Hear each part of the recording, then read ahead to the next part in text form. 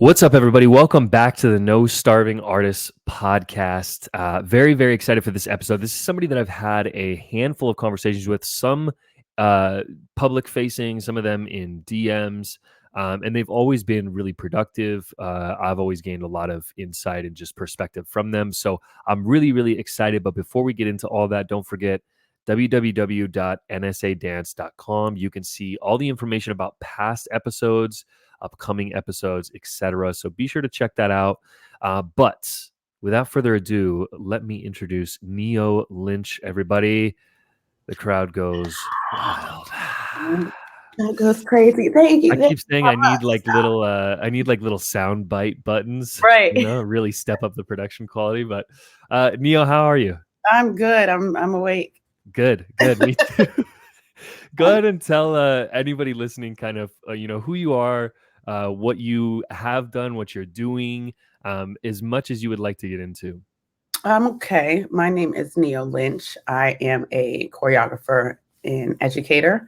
I grew up in the competition world all my life. Went off and danced professionally in Atlanta and worked with some major artists, had some amazing opportunities with Beyonce and Sierra and like the whole hip hop scene of the mid 2000s when it was great in Atlanta. Still great.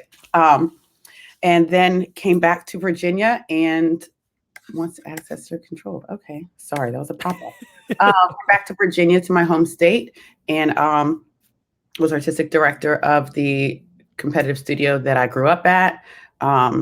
Finished college, and then have just been in the competition world as I continue to further my education. Right now, I'm getting my Master's of Fine Arts in Choreography from Jacksonville University. I absolutely love the research and education in dance. I'm very much pushing for more of that and want to create equitable opportunities and have, just have balance and equality throughout dance performance and throughout dance education. I hold residency at 4 competitive dance studios, so I work a lot and I love what I do. What else? I'm the director of the Black Dance Teachers Association. I'm a member of DSA Dance Studies Association. I'm certified and a member of YPAD, Youth Protection Association of Dance, or for Dance. And there's another one, NDEO, National Dance Education Organization. I'm a member and a chapter sponsor for the National Honor Society of Dance Arts. Amazing. I do have one question before we get into like the main meat and potatoes of today, because I've been having this conversation with a few people. I get asked from like my coaching clients a lot about it. Education. Why is the word slipping my head? Education past high school. But there's a name for that. Higher education. Higher education. Woo! Higher education for dancers. Now, because you're in a unique situation where you did it, if I'm not mistaken, after you had already kind of pursued a little bit of a career and et cetera, et cetera.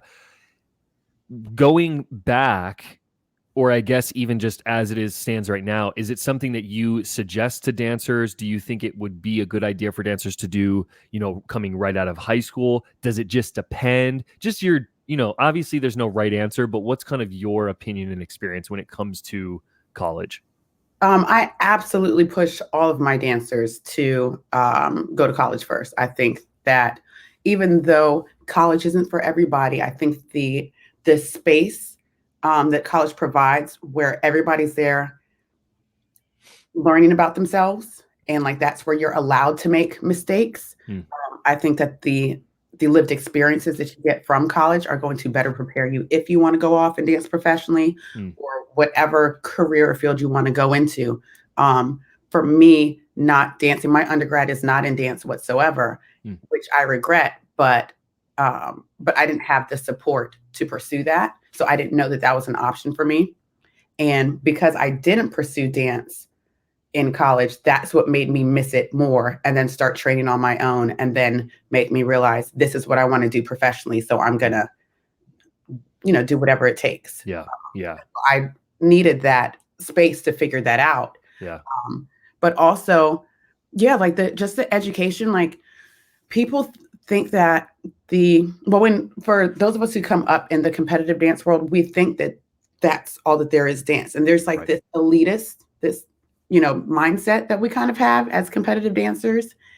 And like we're just a small bubble Hmm. of the dance world. And it's just mind blowing to learn that there's so much more out there beyond our home studios.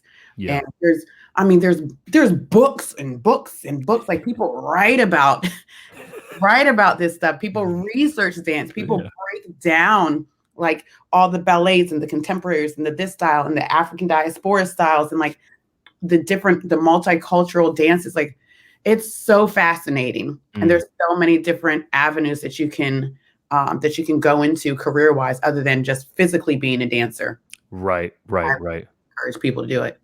That makes sense. That's kind of the general, like, I feel like I've had more conversations with that sentiment than I have with people that are against it, because of just kind of like the life experience and like the perspective that it gives you. So that's amazing. Thank you. Um, so today's topic, I think, is really, we were just talking about this before we started, a really, really, really good topic. I don't feel like it's as much of a hot topic nowadays. I feel like I shouldn't say most, a lot more people are starting to come around to this thing that it is an issue and agreeing. And just now the question is, what do we do? Um, and the topic in generality is appropriateness in competitive dance. I think this really ranges from like costuming to music to maybe even some factors outside of that. I'll share my small perspective on this. Not necessarily, this is a perspective. When I was first starting, I remember when these conversations not necessarily were starting to be had, but when people were starting to kind of speak up on these things. And when I first started teaching, it was very much like people were like up in arms about it. People were like, no, like this is like, there is not anything inappropriate about dance. Like, you Oh, guys are wrong. This is not, like, at least in my area, that's what I experienced. And being young, and especially being a young male, like I did not have the capacity nor the perspective to really see what these people were saying. When I got older, and it wasn't even something that I like struggled with. I was never one to put like, inappropriate stuff in routines or like weird costuming or anything like that. But I just didn't get it. And then as I got older, I started to realize, and as you learn more and you read more about all these studies that they've done, these really long-term studies, and it's like, oh, there's something to this. There's something that is like not great about this. So, let's start there. What are your general thoughts? Where do you feel like this topic lies within competitive dance at the moment? I think now there's more of an awareness to, particularly with costume appropriateness, right? Mm-hmm. That we know of situations within the dance world where adults have taken advantage of students. Yep. And so there's a big push to avoid that and show, to get training and education on like how to look out for that. Hence, youth protection, Yep. yeah, Youth Protection Association for dance. They push heavily on music appropriateness, costume appropriateness, movement appropriateness, and just being age appropriate for dancers, Mm-hmm. which is great. However, some people take it a little too far. Um, Mm. I think some people are like hypersensitive to things. But you got Mm. to keep in mind that like at a lot of these competitions and conventions, like anybody, a lot of times can walk in off the street and they're just there looking at for the most part, little girls running around half dressed Yep. and taking pictures or Yep. videotaping them and like doing whatever they want with it. And it's gross and disgusting. Um, but yeah, we got to think about these costume choices here. Yeah. Yeah. Like, So here, I'll throw out some, like, I'll play the other side really quickly, and we'll see, because I want your opinions on everything. These are the things that I've heard. So I would say the biggest thing that I hear is, it showcases their lines, or it showcases, the athleticism of their body to have them in a, seemingly revealing costume. Thoughts? I agree. I agree. It does showcase their lines. And I think it's it's fine as long as it's tasteful. There's some things like there was a competition, a convention last year where they were getting all my students for dancing in leotards. Like, especially for my kids with long legs. They were like, oh, this is a little too revealing. I would rethink this. It's a leotard. But if they come out for a ballet routine or a contemporary ballet in a leotard, it's fine. But if it's like a lyrical or if it's a jazz, that particular competition, it was too much and questionable. Okay. But then I was just at a competition last weekend where this entire studio, every routine, especially this one dancer's routine, costumes, were, leotards, trunks, but they were cut so high, their hip bones were out. And kids had incredible physiques, but you're teenagers. You don't need your hip bones poking out of your leotard. Like, that's extra high-waisted. Or they have like they had this one costume that was like a bandeau, right? Yeah. Teenage girls, literally to here. What is keeping you together? Like, if I was a judge, I'd be more concerned on like, oh my God, are you about to pop out? Like, what? Exactly. Yeah. As opposed to focusing on your dancing and your routine. So some people, I think, take it too far. Yes, it's delicious to see your lines, your placement, but some just go above and beyond, and it's to where it is inappropriate. Yeah. What's your stance on, so jumping back to like leotards, because I think this is probably the thing that I hear about the most, is like this conversation surrounding leotards, and usually it is centered around tights versus no tights. What's your perspective on this? What's your take on this? When it comes to leotards, should you always wear tights? Does it depend? I think it depends. I'm not really a tights girl, but I grew up as a tights girl, know? So I think it depends on the physique. I think it depends on the choreography. And because if that's going to ride up. Or if there's a lot of kicks and crotch shots, like, no. Okay, I like this because I tend to lean, I think, more on the side of tights, but I think it stems from stuff like that happening. Choreography that is very, I hate to say intentional, but it just feels very misplaced when it comes to like what is occurring on stage. So I do think, I think there has to be a general awareness from all parties. Why do you think people just aren't thinking about it? Do you think they're not like, I guess there is a certain bliss and naivety to the idea that maybe just people just aren't realizing, but do you think I don't know. Sometimes it's hard for me to believe like nobody watched this and thought, maybe this isn't the best choice. No, sometimes that's exactly what happens. Sometimes people watch it and don't think, maybe this isn't the best choice. Yeah. Or I think that some of these, maybe it's the choreographers are just thinking about themselves as a choreographer. They're not thinking about the dancer. They're not thinking about everything that goes into how this kid is going to be judged. They're not thinking about, even choreographically, the angles of the staging. They're just thinking about, I'm going to put these steps together and they're going to be amazing. And this might look great on film, so I can put it on my Instagram and be like, look at me, as opposed to where the judge is sitting. What's their view? The angle is from here. What's the audience angle? Is it from up here? Is it from flat on? Is it lowered? Like, they're not taking all these things that choreographers take into consideration. Yeah. I think that's super relevant, especially because even outside of just like inappropriate placement of, things like kicks or straddles or whatever it is, you also just see this in general. I see this a lot where it's like a big critique that I'll have on solos is they'll do a really cool section of choreography, but it's like facing the side of the stage or it's facing the back of the stage. And it's like, I don't even know I can't even see it. I don't know what you're doing. It looks really cool, but I don't know what you're doing. So I think that definitely probably plays a part. What is the thing? So for people listening, they're like, okay, I get it. Cool. Why is this important though? Like, why is it important as choreographers and as teachers that we're at least more mindful when it comes to the appropriateness of costuming, choreography, etc.? Safety and comfortability for kids. You know, like, are you going to perform your best if you're worried about something popping up or Mm, popping out, or riding up too much, mhm. or too much movement, and also just the safety of dancers? Are you willing to put this, like, to reshare this routine, and then, like, you're thinking about perverts who might, like, want to look at Mm. it, you know? Like social, like on social media. Yeah, yeah. Is it something that you're going to look back on and be proud of, or that you can, like, take this body of work and say, hey, let me use this for a college admission, or Yeah. an audition for something? Like, not if it's inappropriate. Yeah, yeah.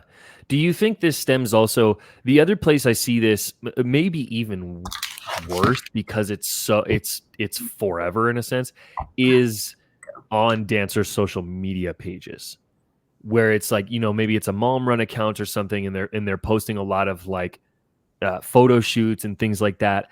There's been a handful of times where I'll see pages and I'm like, this should not be here. This should not be. I think it's hard sometimes for me to. I think people genuinely don't realize who's on these platforms, and that everyone. It's not just you on these platforms, and it's not just who you want to see that stuff.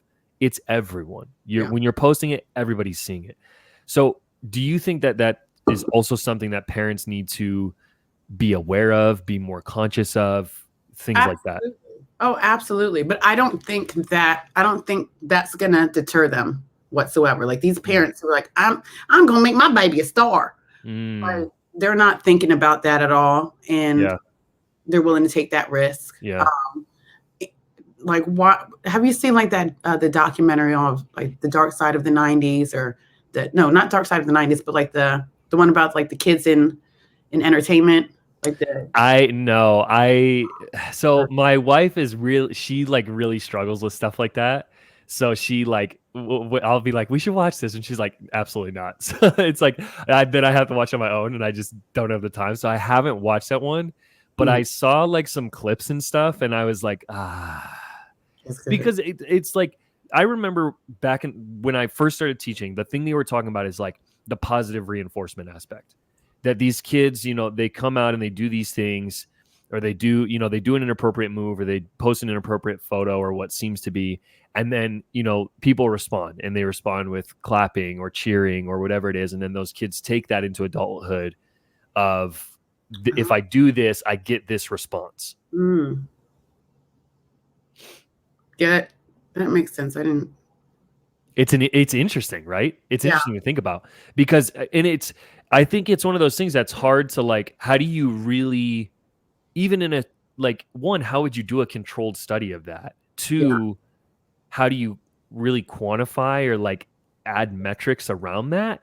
yeah. But it does pose an interesting perspective of like, I wonder if there's something there. Like when a kid, I'll see it at comps all the time. Like they'll do they'll shake their butt, or they'll do Oh, something yeah. like that, and Crazy. the parents go crazy, and it makes you wonder, like, is this registering subconsciously with this dancer that like when I do that, I get X X X and Y, Right. and then do they carry that into their later life?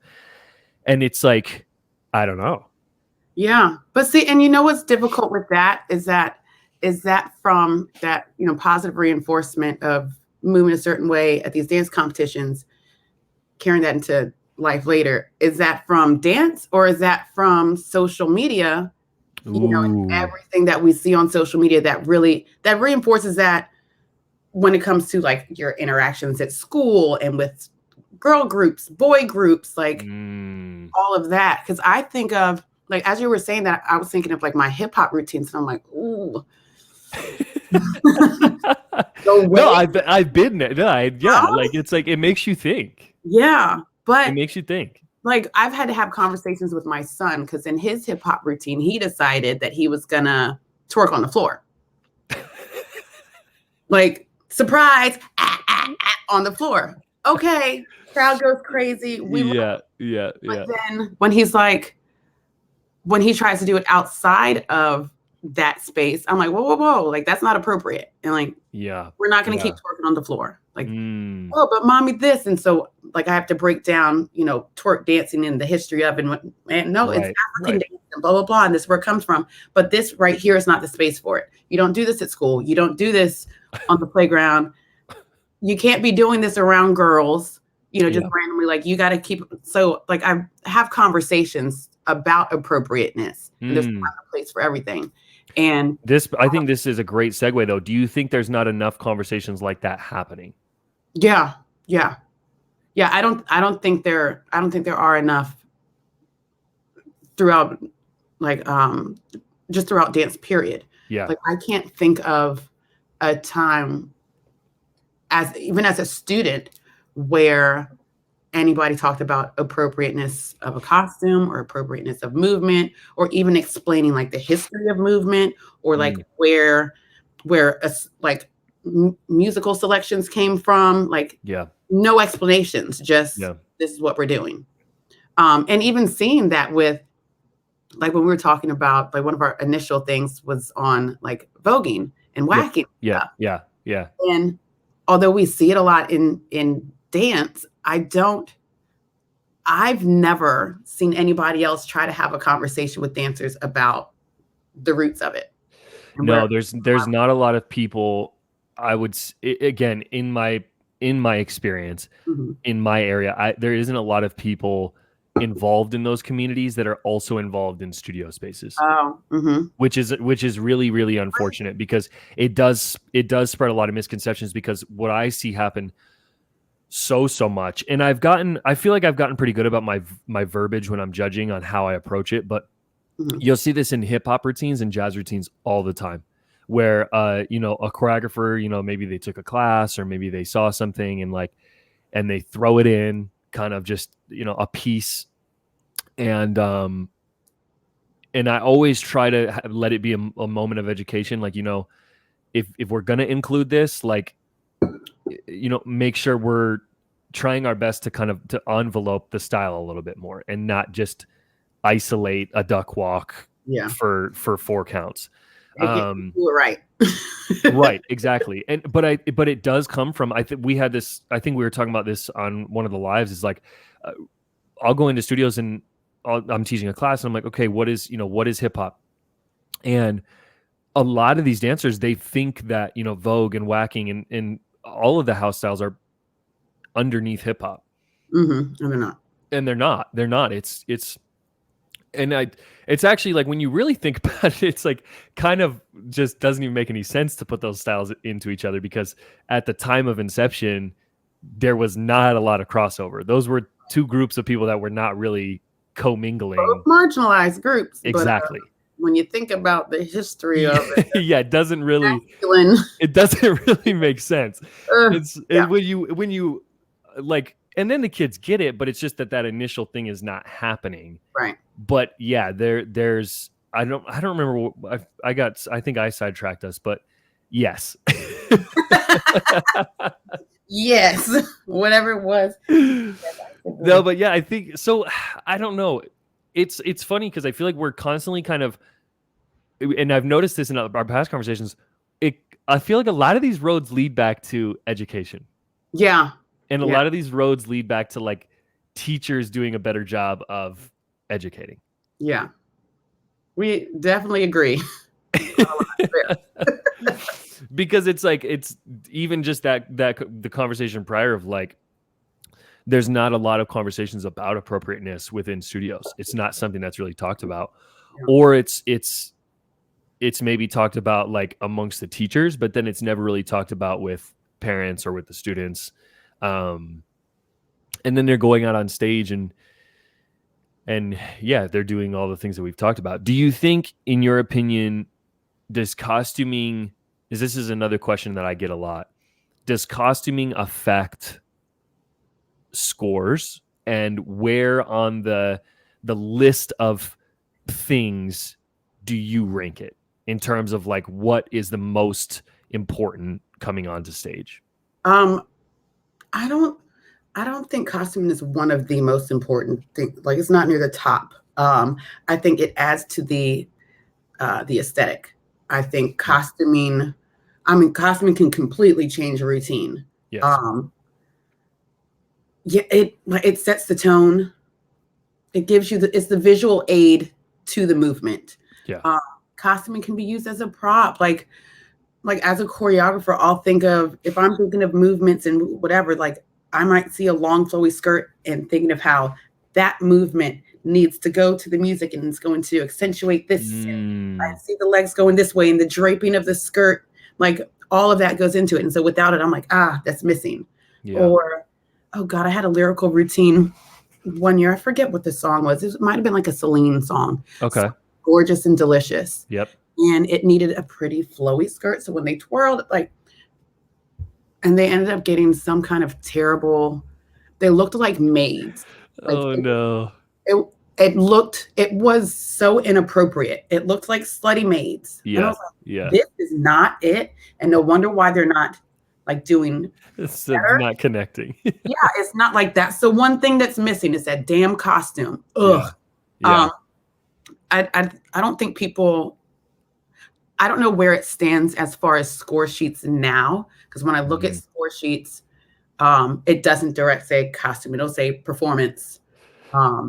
It's pretty, I would say the newer competitions, not necessarily newer, but the competitions that are a little bit more like up to date, maybe is a good word, tend to not have a specific costume section anymore. But there are still some that I do stuff with that have it. And most of the time competitions don't want you to dock on it, which I'm kind of, I don't know. I agree in a sense, because I'm kind of with you. Like, it's not really that, out of all the things, like, I care the least about your costume. Like, I'd much rather your dance make sense and you're doing it correctly. Like, let's start there. But I'm also just kind of like, if we're not going to deduct anything, then why is it even on the, what's the point of even including it if it's not like purposeful? But let's go to a package though. Yeah. I want to jump to kind of like what you mentioned earlier in the conversation, which is that some people take it too far. And I saw a post that you made recently with one of your, I believe it was a senior team, and you mentioned in the caption that you had judges saying that it was inappropriate for that group. Oh yeah. And I think that this is where I think this is also a component of this conversation. Is some people, I do feel like there is a line and it's progressive, and sometimes we just miss the mark on that line. And I think it's easy to do because we're working with the kids all the time. And because if you are a dance teacher, you know that the way that a lot of these kids act and carry themselves in the studio is very different than like how they actually are in real life. And like if they were around their friend group doing something outside of dance, because I've had this experience all the time where like you see a kid outside of dance and you're like, oh wow, this person is 10 years old. Like this is a 10-year-old child, because in the studio, they're working hard and they're listening and they're trying. And it's like, so I think sometimes we miss the line a little bit of like when we can introduce, more mature choreography. So I would assume that that's kind of what you're referring to when you say that some people take this a little bit too far, in terms of like when you have a senior group, there is an element of maturity that can come into that choreography that maybe can't at a younger age. Oh, absolutely. So for my group, it was a jazz piece, senior girls, 17 years old, glamour costume, a beaded fringe, yay, nice little Vegas look, to Beyonce's Naughty Girl. So the judges' feedback was, as soon as it said Naughty Girl, they were like, uh-oh, we don't think that, the term naughty girl is appropriate for an arena like this. And then they were upset that they didn't have tights on. But that was it. There was nothing wrong with the movement. They loved the choreography. They loved the performance. But what is your initial thoughts when you get feedback like that? For that, it was a YPAD competition. So they had a particular judge there that wasn't scoring the routine. That was strictly, the sole purpose was to give feedback to the teachers for appropriateness. Gotcha. Like, that's unique. But for me, that was a little too much of, we can't use Beyonce, but we Yeah. can use, like, if it's Beyonce and like jazzy and sassy, right? So this is how we got onto all this, right? We can, like, that's inappropriate. If girls are being sassy and confident and flirty, teenage girls, awkward years, that's inappropriate. However, we can have these kids out here doing contemporary and lyrical routines about depression, about suicide, about pregnancy. Okay. So Okay. that's when I'm like, what are we doing here? So a Yeah. natural feeling, right, that occurs in kids and teenagers, but Yeah. especially girls who are going through these awkward years, we can't celebrate, feeling good about ourselves and like being cute. Like, girl, go out there and be cute. Not Yeah. sexy. Be cute. Be confident.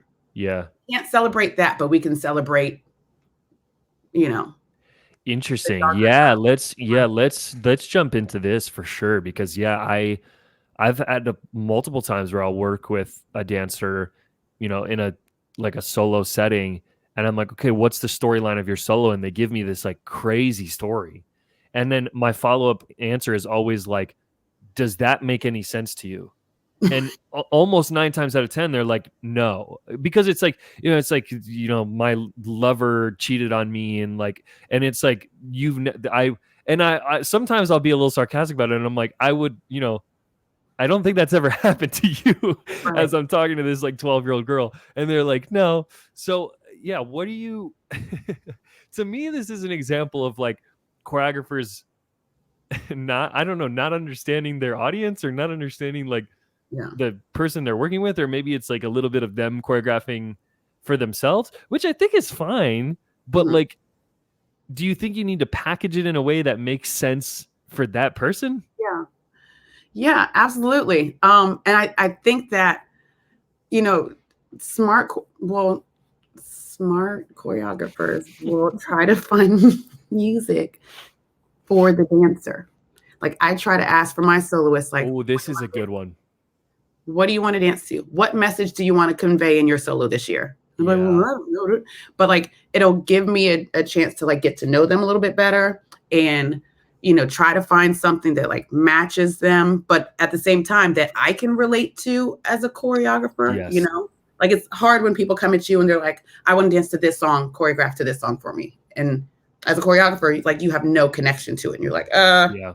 this is their job. But like, but I just think that it's strange that we ask these kids to be able to relate and emote these mature feelings. Yeah.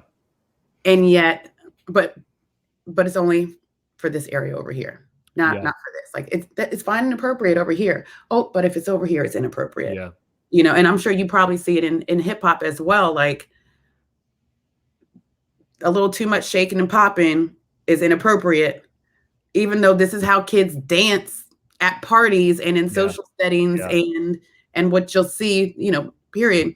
No, don't dance like that. That's inappropriate. However, let's go dance about suicide and teenage pregnancy and like being like molested and like all these other deep things. And even if it's not that, good God, hold on, sidebar. There's this one routine that sticks out in my head to this day called the hanging tree from Marietta Dance Project or whatever from years ago. No. I think they were dancing to Strange Fruit. Maybe it wasn't Strange Fruit. I don't know. But it was the hanging tree. And these dancers were literally dancing with ropes connected to a tree. Huh. It's on YouTube. And then the announcer was like, that was great. I'd love to hang from that tree.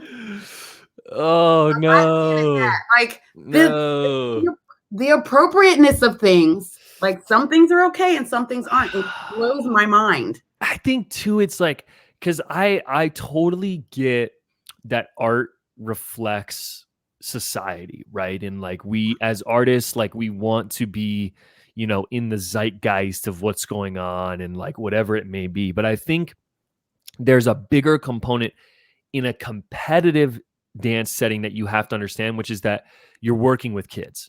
Yeah. If you want to go like work, set a piece on a professional dance company of adults, do whatever you want, Yeah. have fun. But I think there's a certain level of like, that has to be your compass to a point of like, okay, wait a second.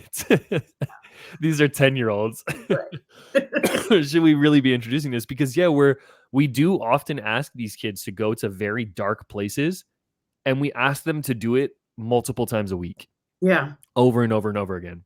And it's like, what is that? It bears the question of like, what does that feel to them? What do they like? What are they really leaving that experience with? As opposed to kind of like what you're saying, what are they leaving when they're just going out and having fun and doing something that they're probably already doing Yeah. on the weekends or with their friends or whatever, you know?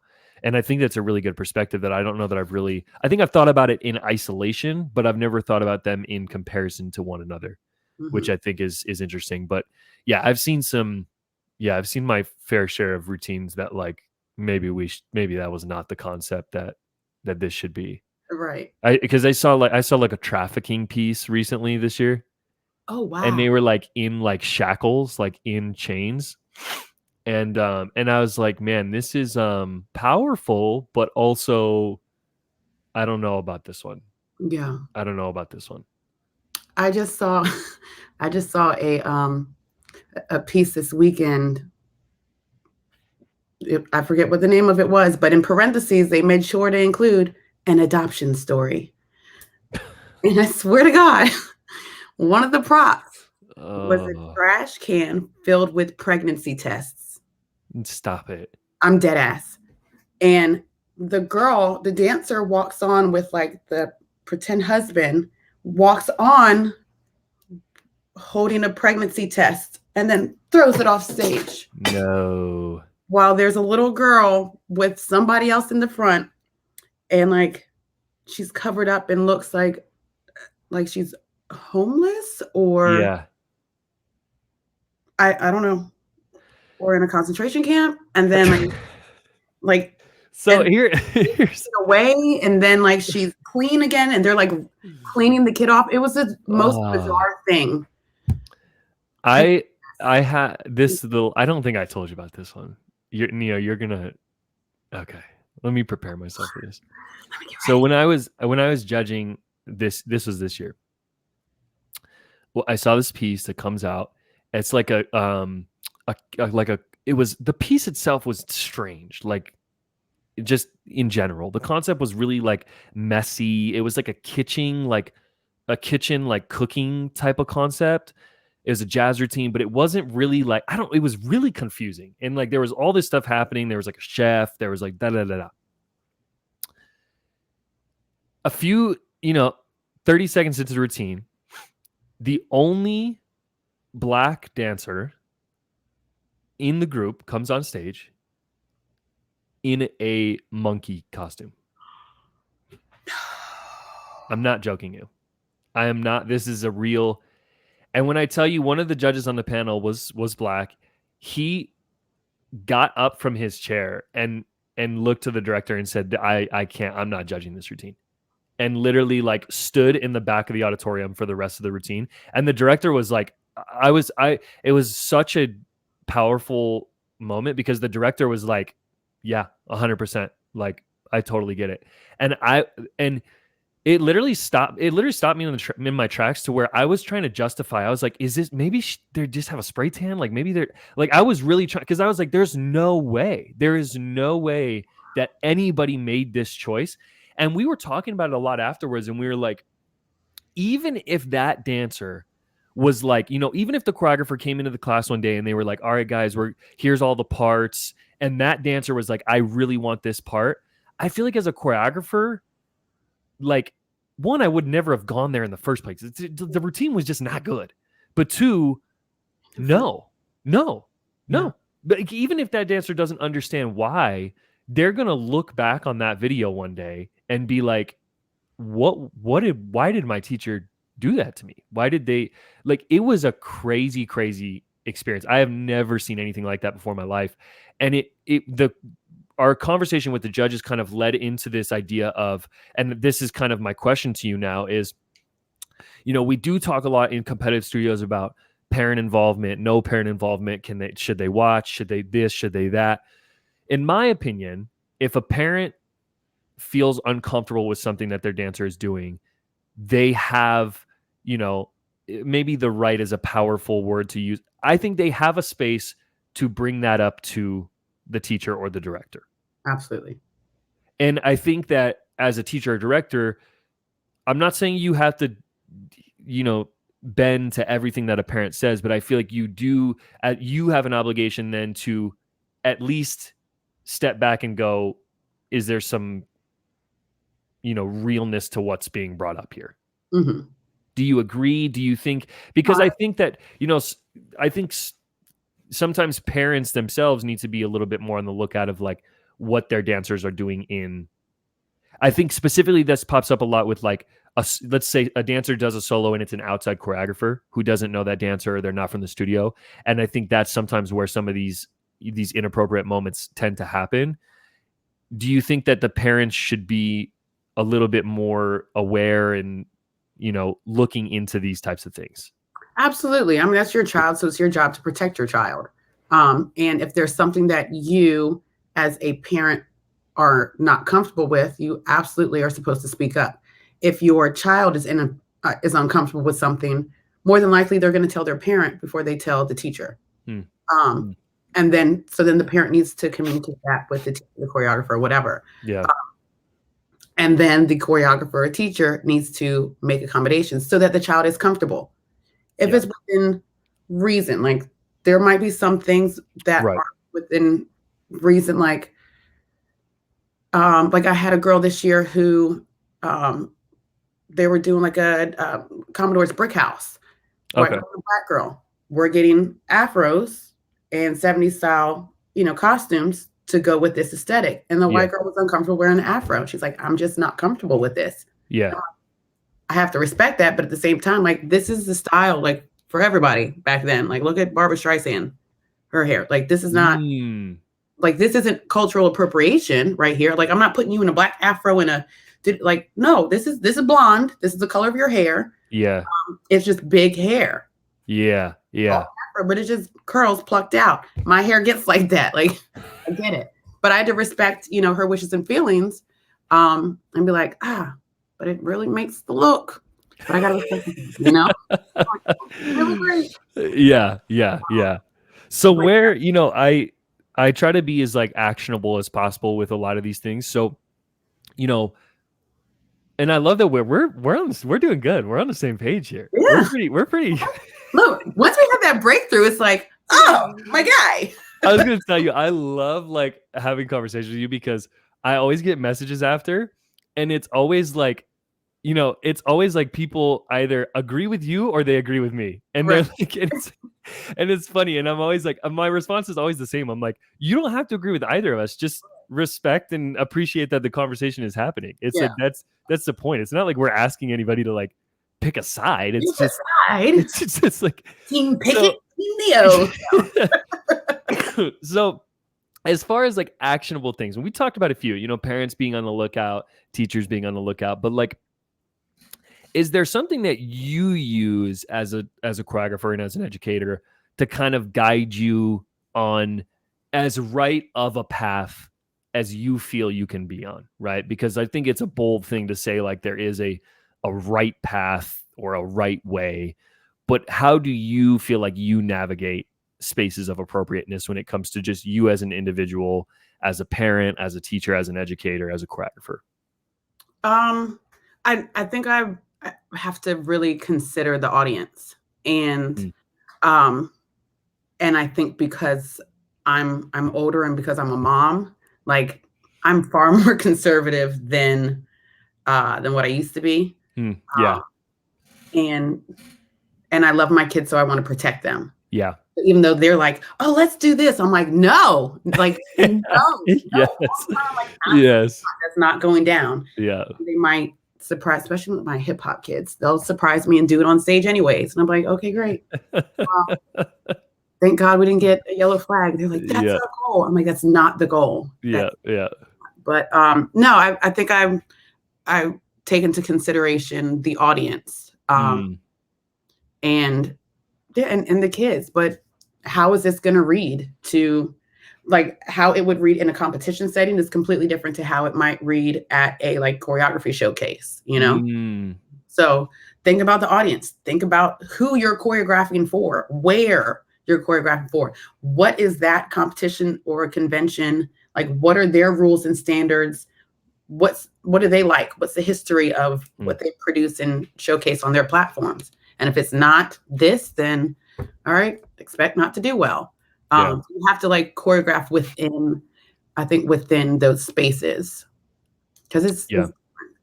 convention world and competition worlds are completely different. Yeah, it's way different. And that's where I think I was going to bring this up earlier, but I think too, that's sometimes where parents are okay with things is because the parents are just as subject to like online influence as the kids are, I feel like nowadays. Yeah. And the parents see, you know, they see a Project 21 come out with 9-year-olds and, you know, really small outfits, and they're doing like Rib cages poked out. yeah, and they're doing all the stuff. You know what I mean? That's just, I use them and I say the name because I think everybody's on the same page that like that's an example of all the stuff. They do all the stuff. And I think parents see that, they see the accolades, they see like whatever it may be, and they also see it in a vacuum because they don't see, you know, everything surrounding it. They just see they went out, they did really good, they have a lot of followers, let's do that too. And I think sometimes that desensitizes the parents to what's happening. But I think I think it's really important, like, to use things like that. I think thinking about your audience, thinking about like, you know, could this dancer walk around in the hallway of the competition in their costume? Would you be comfortable with that? If you're not, then maybe we also shouldn't put it on stage under the bright lights, you know?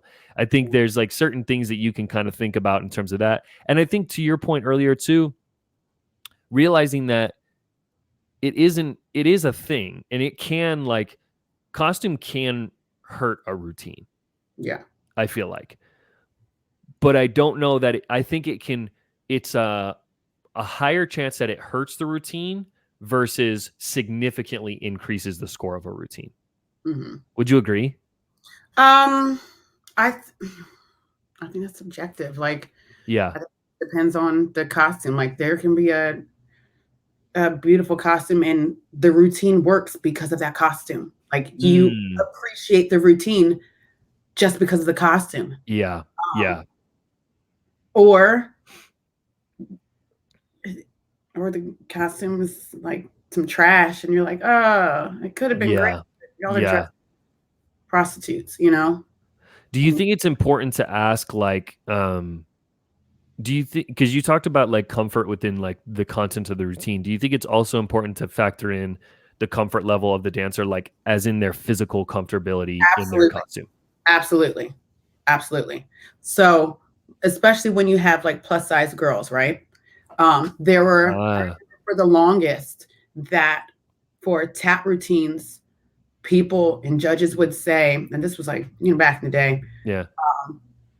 If you're on stage tapping, I don't want to see stuff shaking.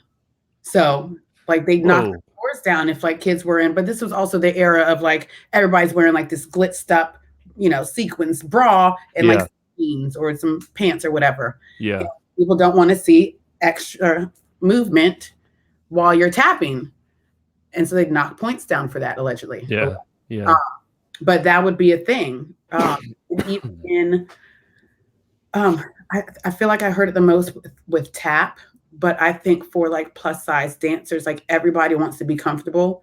I love when my plus size dancers are comfortable in their skin, and like, and I can tell when they're like, you know, weird and tugging on their costume, or like, this doesn't fit me, or I don't look good in this, or whatever. Not even plus size, but like kids who've put on weight. I had a kid who like put on like 20 pounds in a year and suddenly their costumes don't fit. And now they don't want to wear this. And now they're dancing different because, you know, it's different. Yeah, it's not comfortable. Right. But when they are comfortable and they're confident in their body and their skin, like they dance like it. Yeah. So why not make them the most comfortable? Even if they're comfortable in something small with, you know, with their skin showing, great. If they're not, great, but they have to be comfortable first. Yeah. This is probably a terrible question to ask as we head into the last like 15 or so minutes of this, because I think it's a difficult one. Not a difficult one, but like it's a big topic, but I think it goes along with this is do you think people have a hard time, or do you think people make inclusivity harder than it actually is? Ooh, that's a good one. Because I've seen this and heard this sentiment happen quite often where people are like, it takes away from the artistry, it takes away from this, it takes away from that. And I don't know, my general stance for the most part is that like it's really not it's not that hard to be inclusive if you just put yourself to the side a little bit. Why I'm not understanding why like the conversation around it takes away from the artistry to be inclusive. I think sometimes people will have this sentiment that like if they let's go with that example that you just gave since we're already on the topic. Let's say you have, a plus size or a, just a dancer who doesn't have the same build as the rest of the group. Hmm. And in your brain, in your like, artistic vision, you have this type of costume. And instead of adjusting and, making it make everybody comfortable, you force that person to be comfortable in that uncomfortable situation because your vision is that. Right. Okay, I feel what you're saying. Does that make sense? It doesn't. I agree with you. It doesn't make sense to me either. But I think that's where people come from with that particular argument. Right. No, I understand, because there's like I've had those experiences where I have a costume in mind and I'm like, oh, this is going to be beautiful and great. But then I think about my girls who it might not be the most flattering on, and I'm like, I can't use it. Yeah. That sucks, but I got to find something else, and it's just a costume. I can find another costume that's that everybody's going to be able to move comfortably in, and that's going to fit the aesthetics of the piece. Like that's just a part of the job. And I think that that's much more important than, but I really had my mindset on this. Like get out of here. Yeah.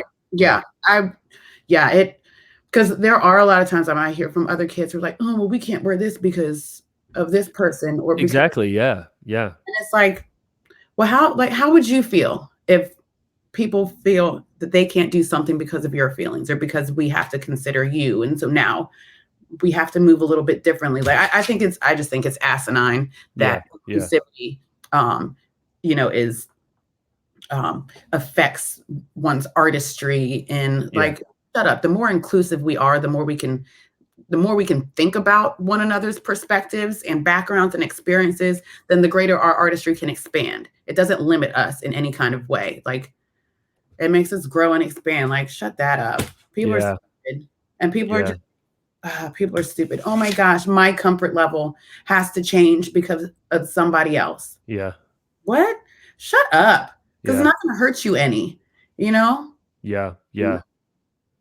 Yeah, I agree. And I think sometimes too, like I think people, it's just the same type of thing with the appropriateness. Sometimes people just take it too far. Sometimes people, I follow a creator, artist, choreographer, and they post a lot about inclusivity in like classroom settings and open class settings. And one thing that they had posted, and it was a little bit off topic, but it kind of correlates, is they were saying that it can be a really helpful thing to post what song you're going to teach to. If you're in LA and you're teaching an open class or whatever it is, it can be helpful to some dancers to post what you're going to be teaching to ahead of time, because then they can make the choice of this is a class for me or this is not a class for me. And there was a lot of people in the comment section that were like kind of attacking this person, like, that's a lot of work, yada, yada. And I think it was interesting to me, particularly because it wasn't like I had a strong opinion one way or the other, but the post made me think. The post made me sit back and go, I could see the value in this. I can see why this could be important for someone if they're not comfortable dancing to a particular song, or they're not, and so I think people in general, especially in the arts, tend to not employ any sort of like perspective or empathy or compassion towards people they immediately turn to it attacking them and like their thing that they do. And I think that that's also where that conversation of like inclusivity and art kind of clashes, as people take it as like an attack on them, as opposed to just, it's much bigger than just your person. Yeah. Yeah, absolutely. I in that, because my first reaction, probably like some other people's, was like, that's doing too much. Yeah. For the person that might be uncomfortable and appreciates, oh, the teacher posted this song, I don't want to dance to that. Thank you. Yeah. Then that's not doing too much. So exactly, that's where it's hard. Yeah. Process behind that is awesome and amazing. I would have never thought of that. I wouldn't personally do that, but that's great for them. Yep. The thing is, where I kind of find it's like tricky is for those who think that way, like that there's like shame towards those who don't. Interesting. I think about this, and this is how we're all inclusive, and this is how I demonstrate my inclusivity, and blah blah blah blah. And if you don't do that, then you're not being inclusive, and shame on you. And it's like, no. It's a tricky situation, because I get what you're saying. Yeah. And like, I think sometimes people, I'm not, and I think take it too far and try to push that onto others, and like give the options. That's great. Like for these competitions and conventions that are like YPAD trained and whatnot, that's great. Make it known so that people have the choice to show up and be judged under that lens or not. Right. Yeah, give people an option. Yeah. Inclusivity. No, I hear you. And I think that's like, again, I think that's why I enjoy, because I've had conversations with people that don't agree with me, and I'm like, man, this is not for me.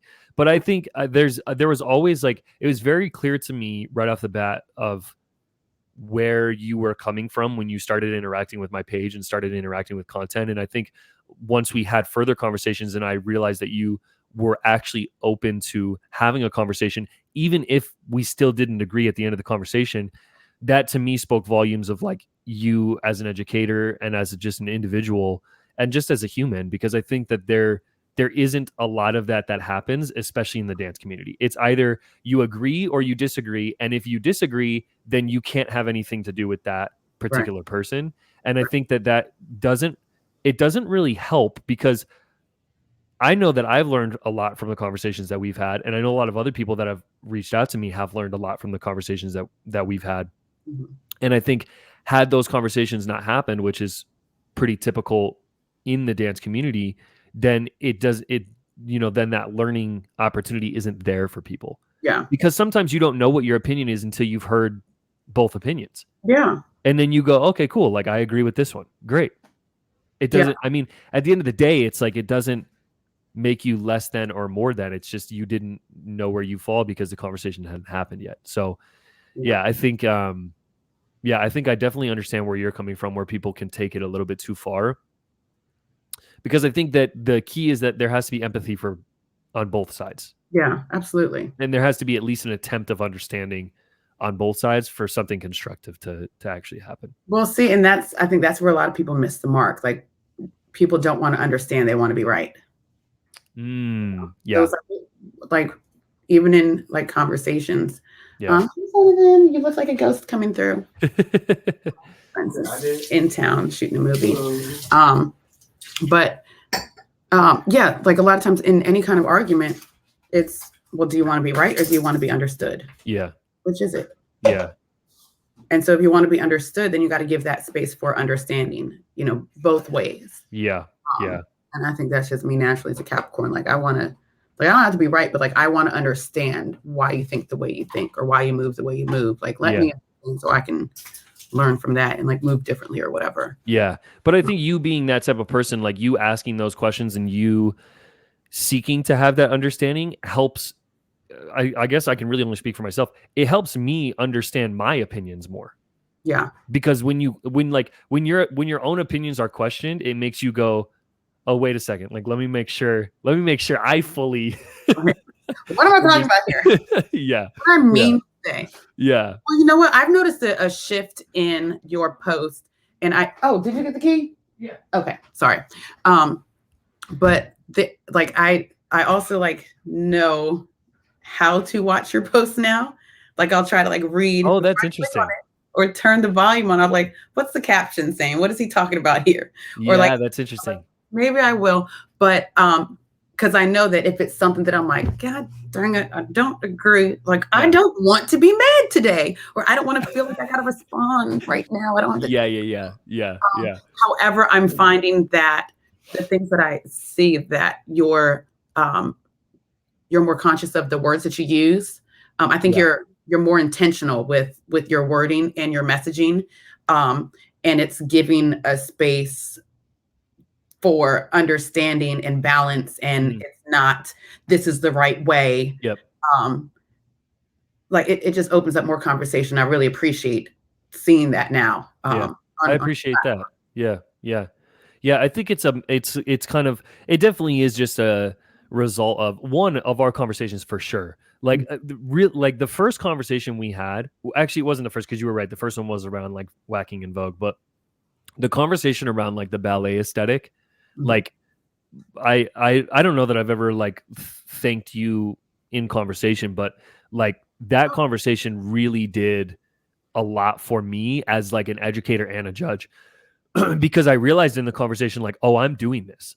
I'm a part of the problem that I don't like. Like, Yeah. as weird as that sounds, it was like a realization of like, wait a second, I'm a part of what I keep complaining about because I'm approaching my judging from that standpoint.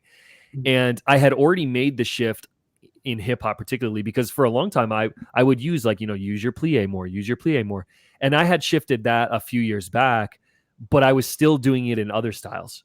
Yeah. And I think it's just because I just didn't really understand. I didn't grasp like what was happening. So, yeah, it's a partial like conversations like this, and it's also a part of as I get bigger, I'm not naive to the fact that like I'm not trying to like I do want to be more. I want to be more mindful of the way that I say things and how I say things because I don't want to.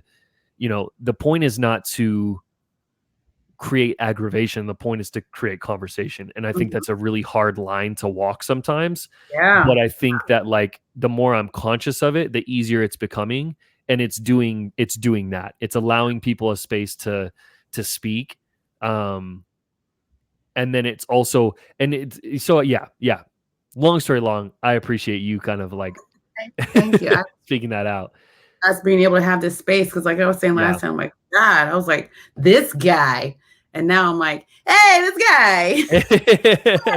That was a good conversation. And it like my wife was like, why are you on that live for so long? And I was like, I was on it because it was a good conversation, and because it was really I feel like it was a good opportunity for me to be like, what is my stuff? What is my qualifications? What are like because I had never had someone directly approach me like that. So it made me go, wait a second, like, and are you coming at this like correctly? Are you like, do you have this? Do you have that? And like at coming out of the conversation, it allowed me to really reflect and in almost become a little bit more sure of like what I bring to the table. And I appreciate that. You know what I mean? Because because it just hadn't happened before that. So I think it was a really good conversation. I think this was as well. And I hope a lot of people listen and just kind of resonate with some of the things we talked about,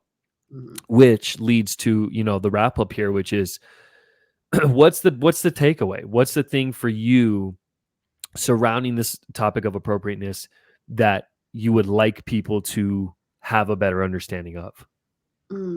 I want people to stop and think for a second. Really think about your audience. Think about your message and the purpose, like whatever piece it is. Think about the purpose of that as a whole, and everything goes into that. The dancer, the music, the costume, the audience, the performance. View like anybody could put together some damn steps, be a choreographer. Like, say something. Like, think about the why behind. You and I've talked about the why before, right? Think about your why behind each piece that you create and each routine that you're doing for like each kid that you're working with. What's the why? What are we doing this for? What's the message we're relaying? What is this purpose? Because it's art, and it's a beautiful thing, and it can be so powerful. And it could be so impactful on these kids for years to come. They can be like, oh, there's this routine I had when I was 8 years old, and I still remember that choreography, like it's like this tacit knowledge that ends up happening where we hear a song and we immediately know that this is connected with that, like it's such a beautiful thing. So like if choreographers really take the time to think beyond themselves, I think that can really help with appropriateness, with you can just be a stronger choreographer. Yeah. And then like inspire more kids and Yeah. create more art and change the world through dance. I love that. I think that's extremely well said. I could not have said it any better myself. And thank you. Thank you so much for your time, just consistently. And I hope one day we can meet in person and in some capacity. Yeah, that'll be fun. Because I think it would be great. But yeah, thank you again for your time. And anybody listening that is interested, I don't want to throw this on you. Are people able to reach out to you if they have questions? Are you open to that? Where can they find you? Yes. Yeah, I love sharing and talking and sharing what I know, and that's what I do. Share. Yeah. Dance things. All things dance, share. Yeah, you can find me on Instagram at Neo Lynch, NeoLynch. Bro, just hit me up on there because I don't just too many things. Like, don't hit me up on LinkedIn and then Facebook. I don't even do Facebook. Generations Instagram. Yeah, you can find me on blackdanceteachersassociation.com or on Instagram at Black Dance Teachers Association. Yeah, let's just be more inclusive and share this thing we call life, which is dance. I love it. I love it. Thank you so much, Mia.